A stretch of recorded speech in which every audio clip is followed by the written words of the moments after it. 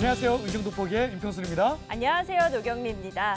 오늘은 저희가 동두천시에 대해서 얘기 나눠볼까 하는데요. 네. 대한민국의 대표적인 미군 주둔지로 불과 몇 년 전까지만 해도 달러의 바람이 불던 도시기도 했습니다. 맞습니다. 저도 젊은 군 생활을 그 일대에서 했거든요. 그래서 네. 몇 살에 가본 적이 있는데 예전에는 일명 그 양키 시장으로 불리던 LC 시장에 가면은 미군 용품과 또 미군 식료품들을 만나볼 수 있는 상점들이 굉장히 많았어요. 맞아요. 그리고 사람도 북적북적했었잖아요. 네네네. 하지만 현재는 주한미군 상당수가 평택으로 이주하면서 동두천시는 새로운 변화의 바람을 겪고 있습니다. 자, 그래서 저희가 이번에는 제10대 경기도의회 유광혁 의원 모시고 이에 대한 고민을 좀 나눠보려고 하거든요. 그럼 먼저 화면으로 만나보시죠.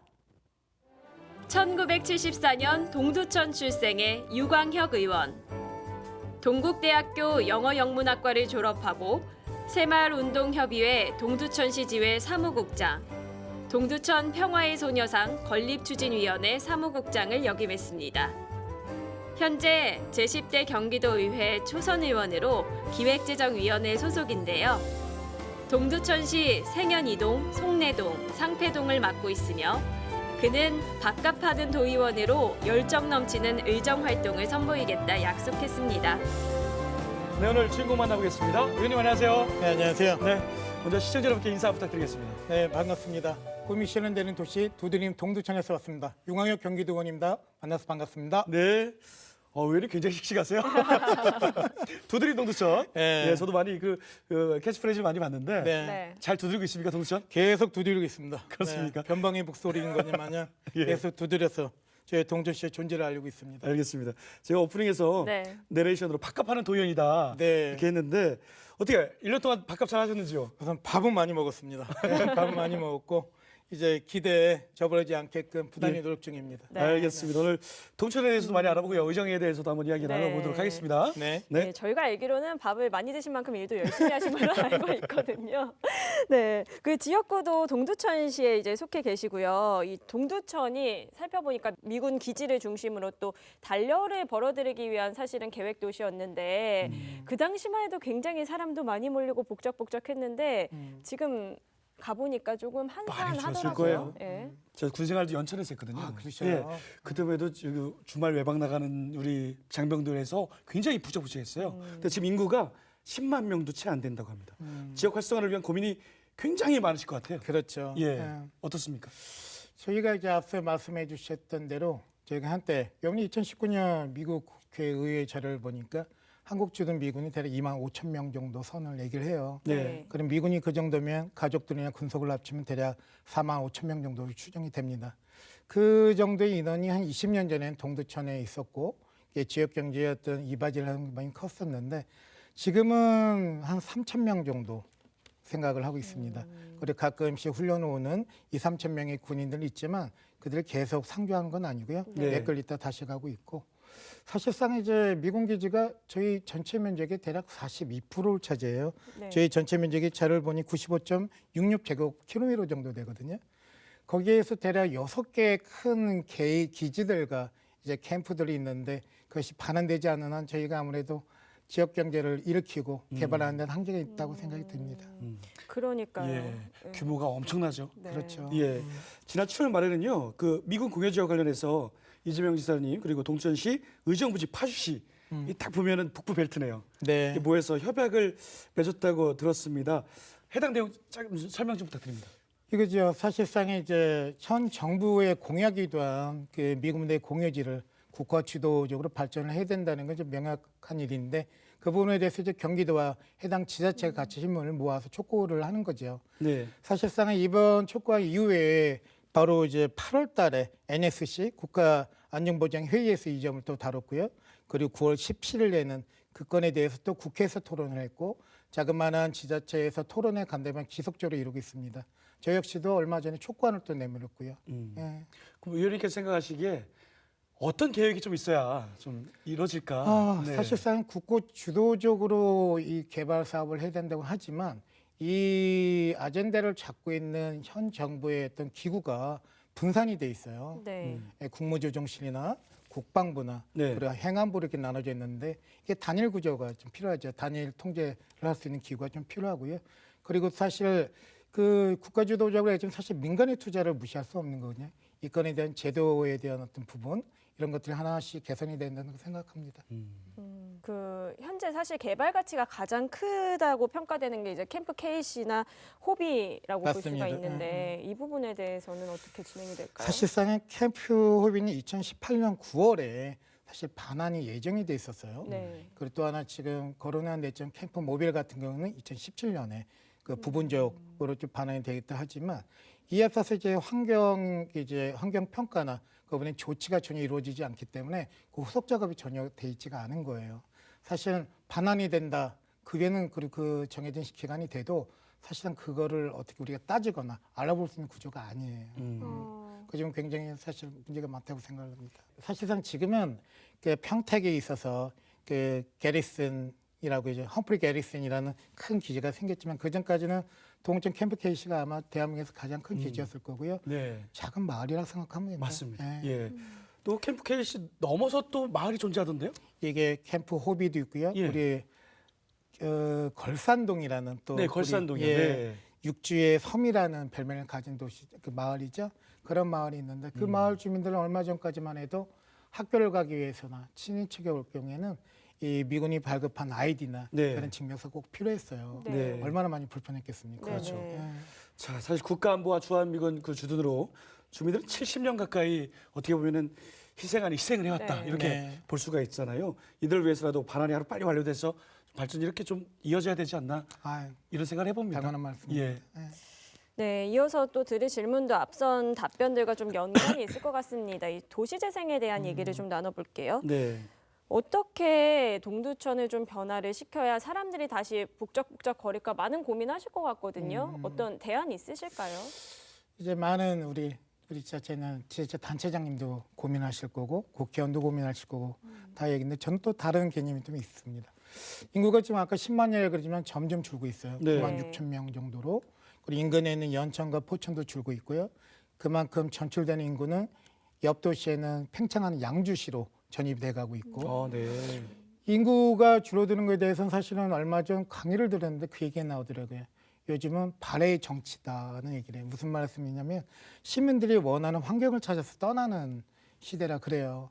그들의 발을 묶을 수 있거나 그들의 발을 지연시킬 수 있는 도시의 매력이 있어야 되는데 네. 우리가 이 점이 좀 없었던 거예요. 인프라 자체가. 네. 다만 인구가 줄더라도 우리가 더 풍요롭고 지속 가능적으로 진짜 삶의 터전을 마련한 도시가 될 수 없을까요? 고민을 했거든요. 네. 거기에 희망을 좀 찾은 거는 역설적으로 저희 동두천이 가장 가지고 있는 게 뭐냐면 전 근대 사회의 모든 상처를 지엽적으로 갖고 있어요. 다시 그런 모든 상처를 안고 있는 그 우리의 태도나 그리고 그걸 안아가는 어떤 역사를 안는 인식의 전환, 그 시민들의 그 수준들이 또 하나의 어떤 사람들 불러일으키는 요소가 될 수 있지 않나. 네. 가까이는 이제 유태인 독일을 갔을 때도 유태인을 알아가는 독일인의 어떤 그 태도 네. 그리고 이 자체가 사실은 도시재생 전에 문화적 재생을 통해서 도시재생을 이끌어가야 되지 않겠나 그 생각을 좀 많이 하고 있습니다. 네.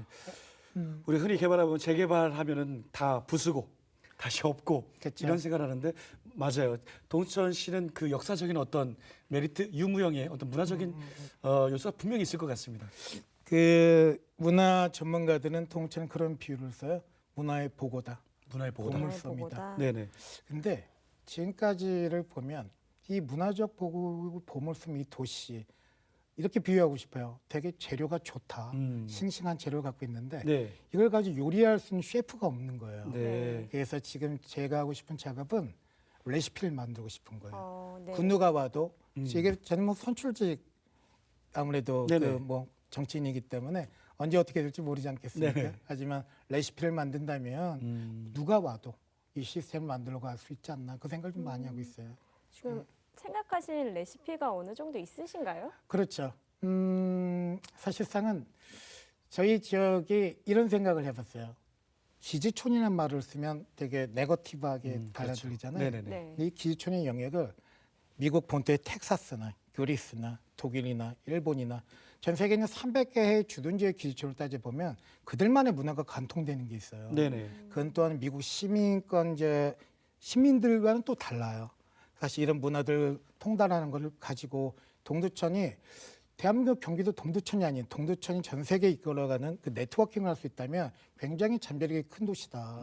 그 생각을 하고 있습니다. 네. 그거 좀 제 키거든요. 그러네요. 네. 평택국제평화시장도 제가 네. 이제 방문한 적이 네. 있는데 분위기가 좀 비슷하거든요. 어떻게 보면은 외국인들도 많이 가고 또 관광으로서 또 평택은 경기 남부라서 좀 접근하기 좀 편한 건 있긴 있어요. 근데 동두천도 그런 걸 계속해서 발전시켜 나가면 맞습니다. 국내 외 관광객들도 많이 가지 않을까 그런 맞습니다. 생각을 한번 해봤습니다. 저희가 여기 동두천에서 근마다 퇴역한 미군 숫자가 40만이 넘는다 그래요. 와. 그들이 네. 페이스북 페이지를 하고 있고 예예. 우리 때를 추억하고 회상을 하고 있는데 물론 네. 우리의 그 발전하지 않았을 때 그때의 모습을 또 바라보긴 하지만 지금은 그들이 60, 70이에요. 네네. 다시 찾고 싶어합니다. 안아줘야죠. 네. 어. 한번 방문하고 싶네요. 굉장히 이색적이고 네, 사진 찍으면은 저기 텍사스에 온 거 같고. 맞습니다. 또 그런 제가 느낌이 있으면 나요? 더 그래요. 네. 참 재밌는 도시죠. 네, 매력 있습니다. 네. 저희 네. 도시. 그 퇴역한 미군들이 다시 찾을 수 있는 관광의 도시로 또 거듭나면 또 좋을 것 같고요. 네. 네, 그렇습니다. 자, 저희 계속해서 다음 얘기 또 나눠볼 텐데요. 또 이제 한 가지의 문제가 신시가지 악취에 대해서 또 얘기를 나눠봐야 할 것 같아요. 동두천이 조금 전에도 이제 양주가 커져가고 있다라는 말씀을 네. 해주셨는데 양주랑 인접해 있잖아요. 그렇죠. 네. 양주에 또 동가가 많아서 그에 대한 또 피해도 있으시다고요. 이 악취 이제 경기연구원에 따르자면 악취의 주된 요인이 이제 돈사에서 나오는 그런 분뇨에 대한 이야기였는데 거기에 있는 돈사가 있는 것이 사실상 양주 하필이라는 곳이거든요. 네. 그곳은 양주시에 포함되지만 생활권도 동두천이에요. 어. 그래서 그 있는 주민들이랑 저희는 같이 살아가는 거거든요. 네. 하지만 그 돈사에서 나는 악취권으로 인해서 사실 경기도에서 2012년에 대략 11개 축사 보상을 또 했어요. 그리고 이번에는 대략 경기도에서 10억을 하고 그리고 양주동초에서 5억을 해서 대략 15억의 예산을 들여서 자발적인 폐업 보상을 통한 그 세 개를 이제 폐업을 이제 제가 받아들여 있고 좀 슬픈 이야기지만 아프리카 대지열병으로 인해서 네네. 사실상 또 돈사 자체가 그 다음에 어떤 그 지속 가능하게 할 수 있는 부분이 좀 점점 약해지고 있어요. 네. 사실 근데 악취는 돈사 이 돼지 분뇨만을 요구를 할 수는 없는 거고 늘 언제 어디서든 생길 수 있는 게 악취이기 때문에 이 부분에 대해서는 사실 시민이랑 계속 소통을 해야 된다고 봅니다. 네. 최근에 그 돼지 아프리카 열병으로 인해서 경기도가 또 돼지고기 많이 좀 증기책을 네, 펼치고 있는데 네. 또 아이러니 아니에요. 그 얘기에다가 또 이런 그러니까요. 얘기하니까. 네. 이게 사실 악취가 그래요. 요번에 사실 악취가 나시면 제 문자로 이렇게 많이들 이제 항의성 문자가 그래요? 올리세요. 네. 제가 의원님께 직접 페이스북에 네. 제가 이게 나면 신고를 해달라 했는데 이게 그냥 이렇게 신고를 많이 해줄 줄 몰라서 밤마다 이제 낚시가 날 때 막 전화기에 울리거든요. 네. 근데 이제 아프리카 돼지열병에 의해서 돼지가 이동이 금지가 됐잖아요. 예. 분뇨도 또 못 나가요. 그러니 얼마나 그 악취가 심해졌겠어요. 그리고 또 그게 대체할 수 있는 게 닭이란 말입니다. 네네. 네. 동천 또 마닌커가 있어요. 네. 근데 이 닭이 이동하는 차량들이 늘어나면서 또 악취가 나는 것이고 2차적, 3차적인 악취의 경로나 원인이 생기는데 네네. 이 점에서 시민들 계속 소통을 하면 시민들도 이제 알아요. 네. 이게 이런 부분이 악취 저감이 되고 개선이 되는 것도 느끼시는 게 많거든요. 그래서 소통이 더 중요한 것 같습니다. 지금 네, 알겠습니다. 자, 이번 얘기는요. 또 경기 북부 CCTV 관제센터에 대해서 한번 이야기를 나눠보도록 하겠습니다. CCTV 관제센터 신설과 관련해서 우리 의원님께서 의견이 있다고 들었는데 어떤 추진 배경과 그 중요성 그리고 CCTV는 뭐 기대 효과가 더 중요하니까. 그렇죠. 예. 그 CCTV를 작년 행간 때 이제 지적을 했던 내용이에요. 사실상은 31개 시군에 한 3-4개가 이제 없었단 말이에요. 그래서 근데 CCTV 자체가 요즘에 보니까 제가 좋아하는 처럼은 세프티드라는 표현을 씁니다. 네. 환경 설계를 통한 범죄 예방이라는 개념을 해서 CCTV가 단순히 범죄 예방 외에도 우리 생활 속에 깊숙이 들어와서 재난에 대한 그렇죠. 부분을 이제 알려주고 예. 이런 여러 가지 일을 하고 있는데 그 CCTV를 운영하는 데서 문제가 있었어요. 네. 무슨 얘기냐면 네. CCTV를 보려면 사실상은 상주 경찰 인력이 필요한 거예요.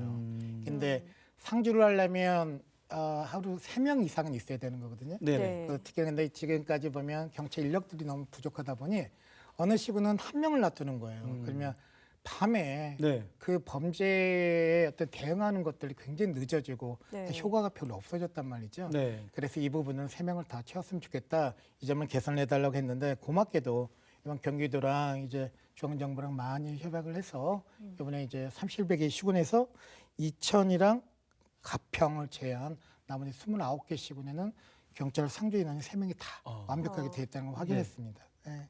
이천과 가평입니다. 가평만 좀 제외하고. 네. 네. 거기는 왜? 지금 하고 있는 과정이에요. 네. 너무 면적이 넓어서 그런가요? 그래도 이제 저희한테 약속을 하기로는 예. 지속적으로 빨리 가능하게 네네. 좀 해주겠다 얘기를 해서 네. 지금 제가 확인한 결과는 잘 되고 있는 걸로 알고 있습니다. 알겠습니다. 앞으로- CCTV 관제센터. 네. 네. 앞으로 어떠한 대응이 더 빨라질 그렇죠. 수가 있겠네요. 네, 알겠습니다. 이게 바로 지역의 균형 발전 이야기잖아요. 그렇죠. 예, 또 북부 결국에는, 의원님들은 늘 네. 그런 얘기 하니까 앞으로도 계속해서 노력해 주시기 아유. 바랍니다. 불균형인데 균형을 맞춰야죠. 그렇죠. 네. 네, 이제 계속해서 다음 얘기 나눠볼 텐데요. 이제 도의회에서의 얘기를 좀 해보도록 하겠습니다. 기획재정위원회에 몸담고 계시는데 네. 해당 상임위를 택하신 특별한 이유가 있으신 건가요? 이제 기획재정이라면 사실상 모든 상임위가 소중하고 아주 중요한 역할을 하고 있지만 사실 이제 경기도 의회 어떤 브레인들이 모이는 곳이거든요. 네. 근데 저는 자격 미달인데 되게 때를 써서 들어갔습니다. 배우고 싶은 마음도 많았고 더 큰 거는 사실상 앞서 얘기했지만 이제 균형 발전을 담당하는 균형 발전 담당실을 소관하고 있어요. 저희가 경기도 동두천을 더불어 한 6개 지역에 늘 분발 균형 발전 예산에 대해서 목이 마르고 그 부분을 통해서 이걸 극복하고자 하는 바람이 너무 큰 거거든요. 사실 그런 점을 좀 미리 좀 알고 사실 이 상임위를 지원하게 됐습니다. 네. 네, 뭐 이어지는 질문인데 이번에 행정사무감사가 이제 끝났죠. 네 끝났습니다. 끝났는데 그 지자체 균형 발전 예산에 대해서 지적을 하셨어요. 네. 그 예산이 무엇인지 간단하게 설명하고 어떤 지적을 하셨는지 네, 소개 그렇죠. 부탁드립니다. 균형 발전 예산이 지금 현재 2차까지 끝났는데 대략 5년마다 그 해당 지역을 선정을 해서 대략 6개 지역을 선정합니다. 네. 그래서 그 지역에서 보면 균일하게 한 450억 정도의 경기 도비가 나가요. 예. 근데 그 사업을 응보를 하고 선정하는 가운데 있어서 좀 아쉽게도 공청회나 이런 시민들과 같이 하는 작업들이 좀 잘 이루어지지 않을 때가 있습니다. 네. 그 점이 사실은 많이 아쉬웠고요. 더군다나 이 예산이랑 이 6개 지역에 450억이라는 돈은 진짜 감옥의 담비 같은 돈이거든요. 진짜. 예. 예, 그 년도에는 사실상은 그때가 기회거든요. 근데 이 사업이 그만큼 중요합니다. 근데 경기도에서는 제가 이걸 지적을 한 거죠. 예산 편성을 하고 분배만 하지 인센티브라는 제도는 있거든요. 네. 하지만 예산이 잘못 쓰이거나 네네. 사업 선정에 있어서 우리가 부족한 것들이 드러났을 땐 사실상 그에 대한 책임을 져야 되는 부분이 있기 때문에 네네. 페널티 제도에 대해서 한번 우리도 이 제도를 가져올 필요가 있다는 얘기를 했어요. 네네. 왜냐하면 중앙정부에서 지자체를 다룰 때도 페널티 제도를 지금 쓰고 있고요. 네. 수년제는 제주시에서 지금 하고 있습니다. 네. 전혀 불가능한 일이 아니에요. 근데 다만 그 제도를 했을 경우에 경기도의 책임이 더 커지는 거죠. 네네. 이 점에 대해서 저뿐만 아니라 많은 의원님들이 지적을 해주셔서 앞으로 이게 논의를 돼야 될 시점인 것 같습니다. 그렇군요. 네. 450억을 뭐 A시에다 줬는데 A군에다 줬는데 잘 못하면 페널티까지 딱 주고. 그렇죠. 5년 후에 네. 물론 이제 균발 예산이라는 게 그 효과가 수십 년 후에 나올 수도 있는 거지만 네네. 그런 지표와 여러 가지의 어떤 사업을 발굴하는 과정들이 네. 지금 개선이 돼야 된다는 것을 생각을 해요. 네. 알겠습니다. 그리고 또 한 가지 얘기를 해주셨는데요. 저는 처음에 이 제도가 참 좋다고 생각을 네. 했었어요. 공익제보 한 라인. 음, 근데 이에 대해서도 좀 정정해야 할 부분이 있다라는 말씀을 또 해주셨더라고요. 그렇죠. 예. 공익제보, 공공제보자 뭐 여러 가지 표현이 쓰는데 무엇보다 중요한 게 그런 분들의 용기가 이 사회를 바꾸는 거거든요. 네. 네. 근데 이런 부분들이 제보를 했을 경우에 제보 이후에 벌어지는 그들의 어떤 겪어야 될 고난이나 이런 것들이 진짜 너무나 이제 상상 이상의 것들이에요. 네네. 네. 그래서 사실 이 제도가 굉장히 안정적이어야 된다. 그리고 신뢰성을 확보해야 된다 생각을 해서 제가 한번 스스로 공익제보 한라인에 그 신고를 한번 해봤습니다. 네. 그쪽 개념을 해봤는데 제 맨 마지막에 버튼을 전송을 못 누르겠더라고요. 왜요? 맨 마지막에 이게 이제 경기도에서 대략 500만 원쯤 안 되는 예산으로 어떤 솔루션 프로그램을 통해서 이 제보를 받고 있거든요. 네. 근데 그 제보라는 시스템에 이용 약관에 이런 표현이 있습니다. 공익제보자는 포커페이스를 유지해야 되고 네. 마인드 컨트롤을 해야 되고 네. 어떤 일련의 일들에 있어 우리는 책임을 지지 않는다.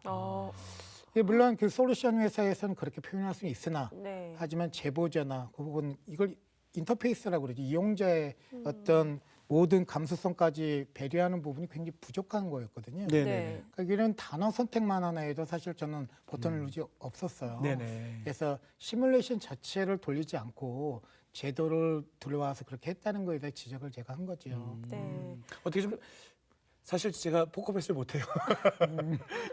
그 지적하시고 좀 개설이 됐나요? 제가 사실상은 그리고 다시 한번 그거를 스크린샷을 하려고 했더니 예예. 그날 수정이 바로? 다 됐더라고요. 이렇게 쉬운 것을.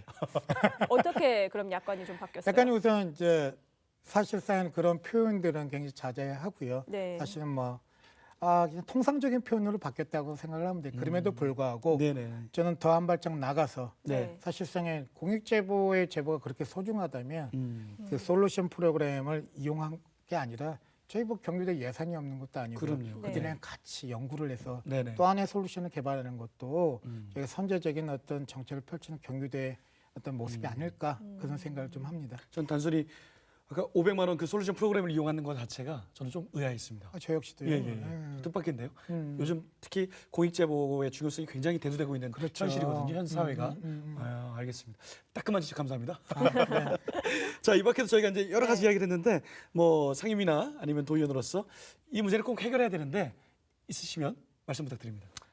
우선은 제가 사실 이게 민감한 얘기인데요. 네. 지소미아나 주둔비 방위비 때문에 이 한미 동맹에 대한 것들이 이제 굉장히 민감하게 받아들여오는 되죠. 네네 맞아요. 때로는 되게 감성적으로 감정적으로도 가는 점인데 저는 사실상 이 점에 대해서 어떤 의구심을 갖고 있냐면 제가 그 미국 무대 반환 기지를 받기 위한 어떤 노력들을 좀 해보니 실제적으로 협상 테이블에 우리가 나서서 중앙정부에서 앞서 지적한 우리 중앙정부에서 한 역할들이 좀 많이 미흡했고요. 네네.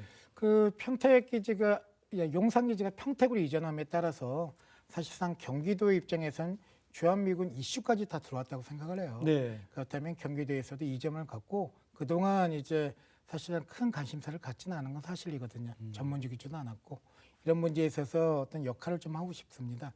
무슨 말씀이냐면 그들이랑 같이 나가야 될 것이 저는 상호 안전주의라는 패러다임을 좀 제시하고 싶어요. 네. 주한미군에 대한 어떤 범죄율을 낮추고 그리고 소파 규정에 대해 불합리한 점을 정확히 대화를 할 수 있다면 그들에 이끌어갈 것만은 아니거든요. 알지 못한 채 어떻게 협상에 나옵니까?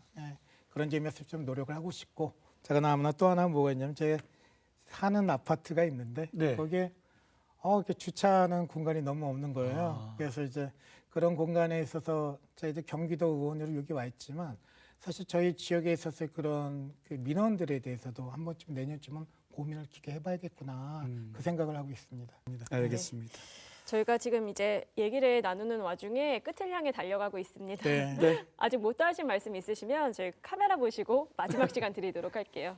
지금쯤 되면 많은 후회도 있을 것이고 많은 또 추억도 있을 것인데 한 달 남은 기간 너무 달리지 마시고요.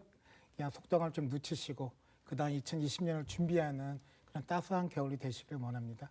저 역시 박합하는 도의원으로서 더 따끈따끈한 밥을 여러분들께 줄 수 있는 그런 역할을 해보겠습니다. 감사합니다. 건강하십시오. 밥값의 소중함을 한번 이 시간에 느껴봤던 시간이 아니었나 생각이 됩니다. 제10대 경기도회 유광혁 의원과 함께 이야기 나눠봤습니다. 오늘 말씀 고맙습니다. 네, 감사합니다.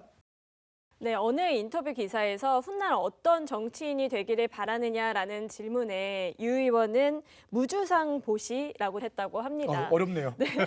베풀되 기억되지는 않는다라는 의미인데요. 네네네. 그러니까 정치인으로서 이름을 남기는 것, 영광보다는 정말 실질적인 도민들을 위한 내조를 하겠다라고 약속한 겁니다. 앞으로 그 마음 변치 않으시길 저희도 응원하도록 네, 하겠습니다. 알겠습니다. 저희는 다음 시간에 찾아뵙겠습니다. 시청해주신 여러분 고맙습니다. 고맙습니다.